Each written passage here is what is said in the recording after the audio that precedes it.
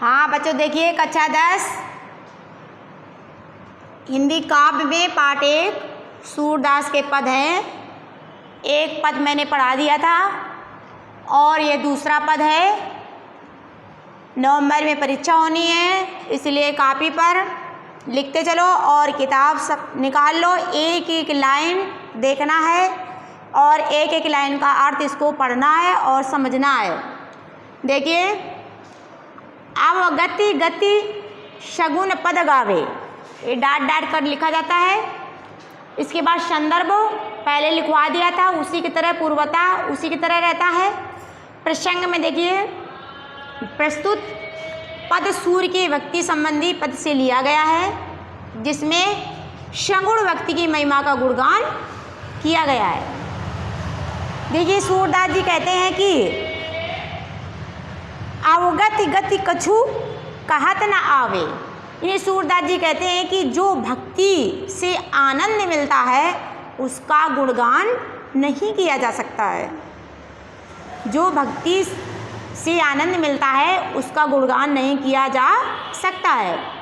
जिस प्रकार ज्यों गूंगे मीठे फल सो रस अंतर्गत ही भावे, गूंगे व्यक्ति को यदि फल खिला दिया जाए और उससे उस मीठे फलों का स्वाद पूछा जाए तो गूंगा व्यक्ति अंदर ही अंदर फलों के रस का अनुभव करता है, किंतु उसका वर्णन नहीं किया जा सकता है।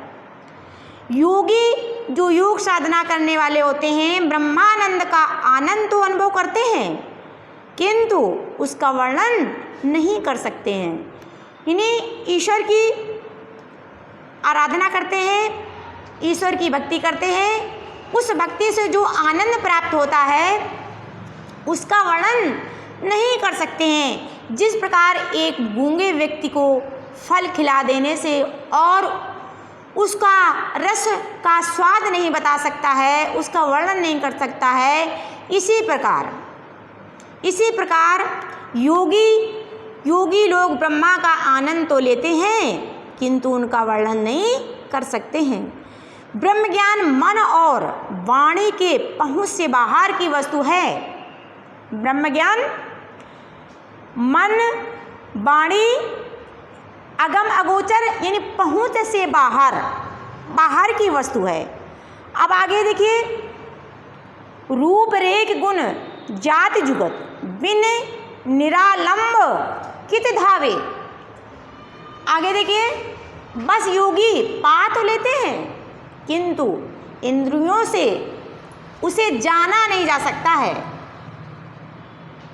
वही उसे जानता है जिसकी कोई रूपरेखा व सत्य या तम गुणों से परे हैं। यानी जो ईश्वर की भक्ति करता है, तो जो भक्ति करता है वही उसे जान सकता है और अन्य कोई नहीं जान सकता है। उसकी न रूप है न रेखा है और सच व तम गुणों से परे है। इसकी सत्ता तो सिद्ध करने के लिए कोई उपाय नहीं है, यानी इसको बताने के लिए इसका कोई उपाय नहीं है। इसे प्राप्त करना जानना अत्यंत कठिन है। यानी ब्रह्म ज्ञान को प्राप्त करना और जानना अत्यंत कठिन है।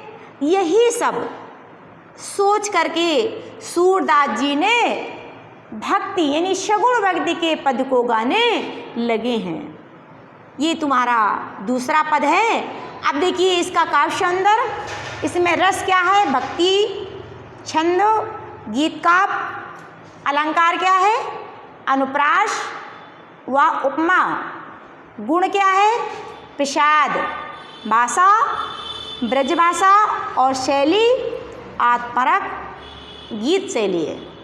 इसको कॉपी पे लिखते चलो और एक एक लाइन का पढ़ना है और उसका अर्थ समझना है, ताकि पूरे पद का अर्थ तुम्हें अपने मन से लिखना आ जाए। एक एक लाइन पढ़ोगे, समझोगे तो अपने मन से लिखना आ जाएगा। अगला पद कल पढ़ाएंगे।